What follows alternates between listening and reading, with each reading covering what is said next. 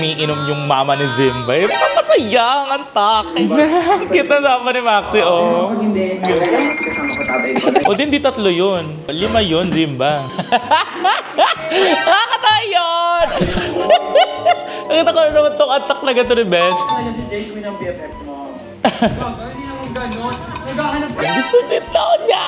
Oh my God! Panlaban na kagad sila sa anong season ng Drag Race. Mamaya ka lang, makikita mo tunay na nanay mo.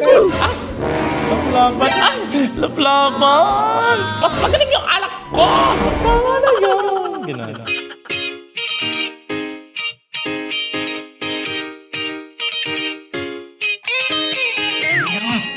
Divine. Hi mga misis! Welcome back to my channel. This is Venus Deluxe and for today's video, magre-react tayo sa Untucked ng Drag Race Philippines Season 3, Episode 7. Oh my God! Ano kaya nangyari sa Untucked? This will be my first time na papanoorin itong Untucked na ito. And ano kaya nangyari? Nakita ko kanina kasi dun sa episode, parang umiinom yung mama ni Zimba. Eh, papasaya ang Untucked. Kaya, tara, let's watch.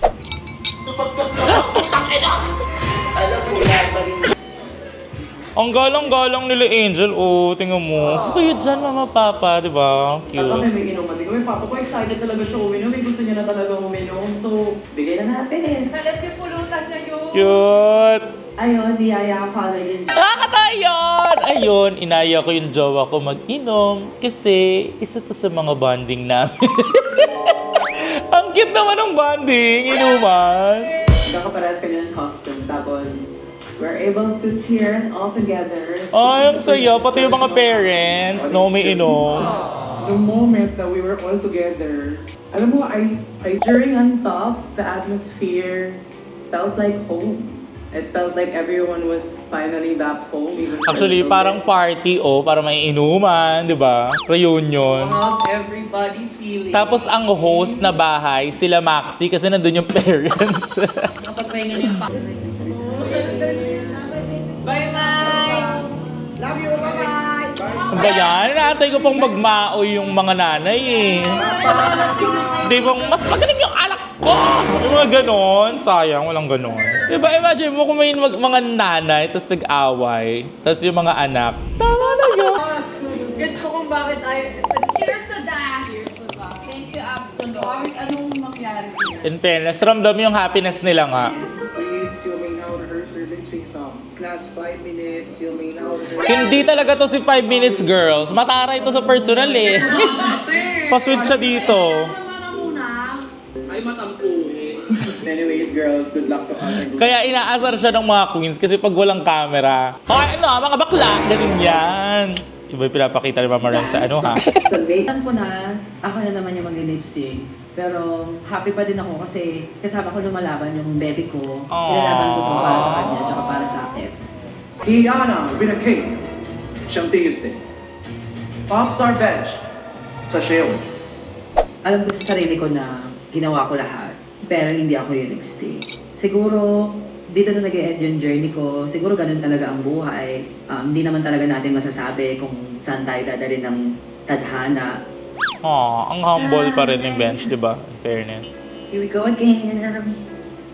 Here we go Dito sa again. Grace Journey. Bakit? Tatanggal ka na? I'm so happy, grateful. Dito yung na-imagine, breathe. Marami akong natutunan and alam ko after this is magbabago ng buhay ko.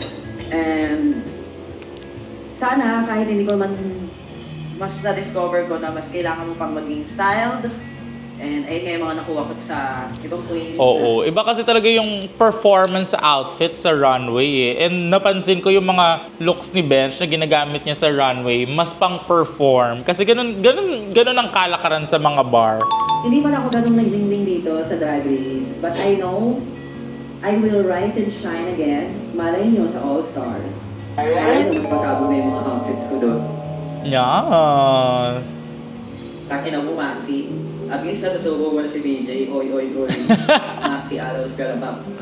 Oh my God, mga misis! Ayan, this is Untucked ng Drag Race Philippines. And ngayon ay alas 3 na ng umaga and I'm untucked na. Kaya comment down below Comment nyo, antok mga misis. 6 minutes remaining na lang. Thank you so much sa lahat na nanood. Please, kung di ka pa nakasubscribe, mag-subscribe ka naman, babe. Mahiya ka naman sa akin. Or mahiya ka na lang. Hindi, wag ka na mahiya. So, pinutin mo na lang yung subscribe para wala nang usapan. Bye-bye!